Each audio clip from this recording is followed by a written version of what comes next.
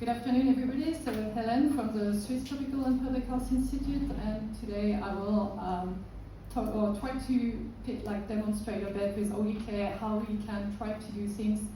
I called it lazy data manager's guide. That means how I'm trying to make my life easier while still collecting the data I want from the field and shifting things, not correcting information or editing information, but getting the right information from those who have the knowledge. That means data collectors or people in the field. What we're trying to do in some of our studies is actually collect real-world mixed methods, so both qualitative and quantitative information about different healthcare settings.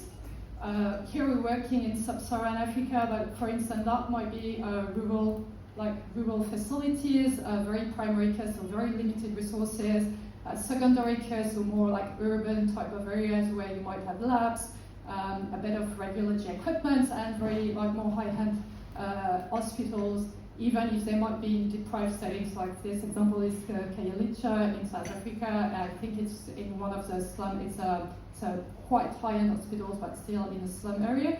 And we have questions such as what treatments are being prescribed, what is the quality of care of the processes, and we want to actually observe what is happening. And I think I spent the last 5 years trying to get the information from experts on actually what treatments should be put in forms, or what information, what is the sequence, and I never get the right answer. And then that has actually shifted my understanding to, rather than asking people and providing those lists, actually I want people in the field to collect that information.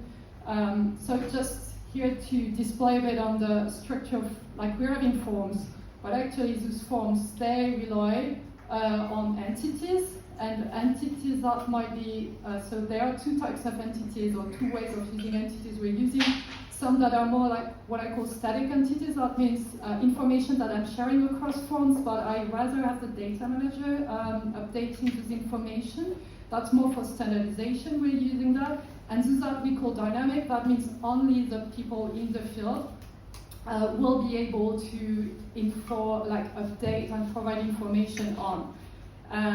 So I won't enter into the details of the flow, but it's just maybe to mention, so if we give that example, here we have for instance facilities, so I want my data collector to be able to enter a new facility in the system and not me to be checking with others I want to give them the opportunity to collect data in a new facility without necessarily being there, and also adding information about what infrastructure is in this facility, what department, where because they might want to collect data in the outpatient department, they might want to collect data in the casualty, and I don't want to be the person who has to enter that information.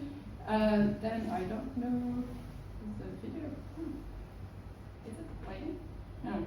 This one was supposed to be a video. Okay, easy. Because we have this observation form that is then, rather than similarly, what we also use is, because we are observing processes, and we didn't want to have a form which is just statically assuming things about how things are happening in the workflow. We know, for instance, when we're observing a consultation, the consultation might start, the consulting clinician might go out of the consultation, come back, and we still want to be able to record that suddenly they left, they came back, they might have done temperature before doing another step, so we're using repeats.